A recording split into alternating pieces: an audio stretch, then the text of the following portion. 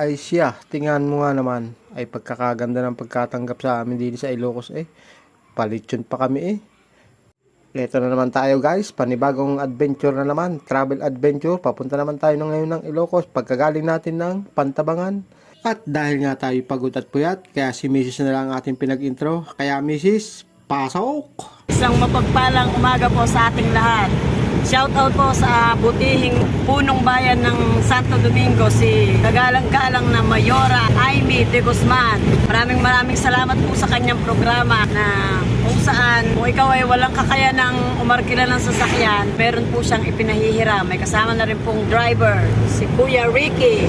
And syempre ang aking mother, ang sister ko na si Joy, at si Tatay Julie at si Nanay Alice. Yung mga bata po nasa likod. Pupunta na po tayo ng Ilocos. At ito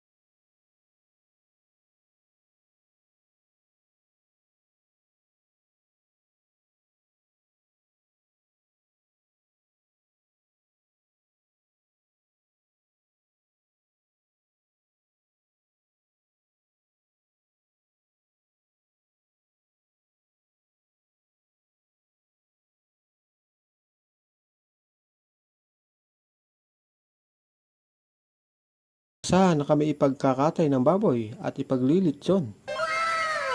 Napakainit ang pagtanggap sa amin dito sa Ilocos. Napakababait ng tao dito kaya wala akong masasabi. 2 hours later.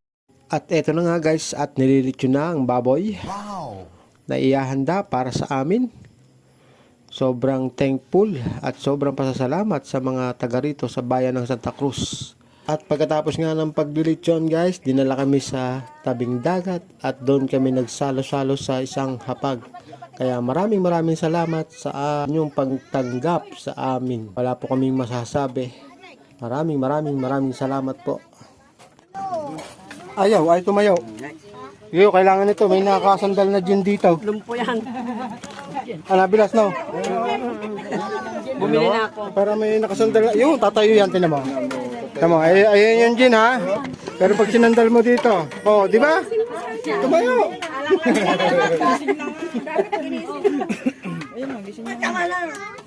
Comedy ang aking. Ito masarap yan, pakul. Oh, bilas yan. Sige ba?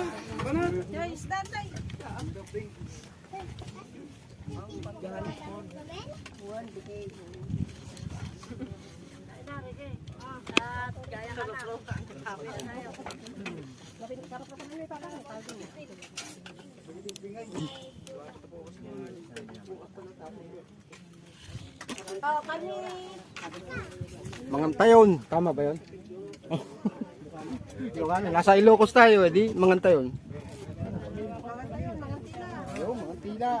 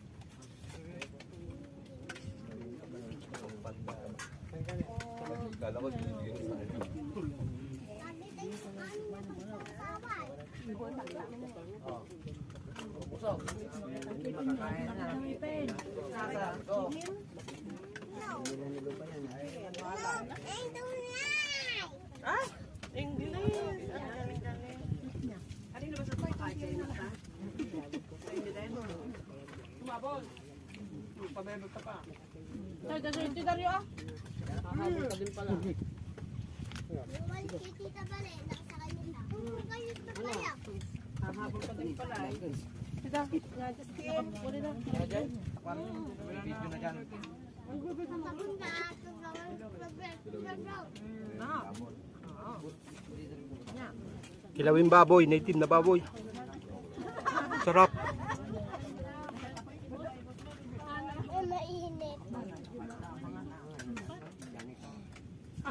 Mainit. Ganito kahit balat lang yun. Balat palang kulang ng balat.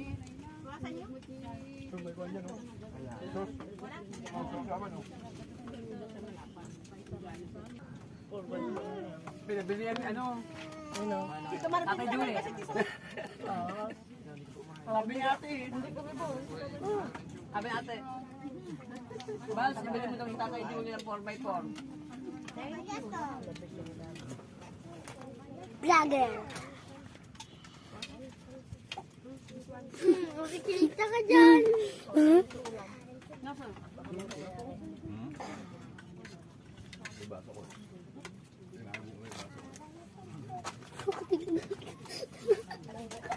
Bulso. Eto gusto mo to, yung ganito. Nakatingin yun. Ay, may sunburn na.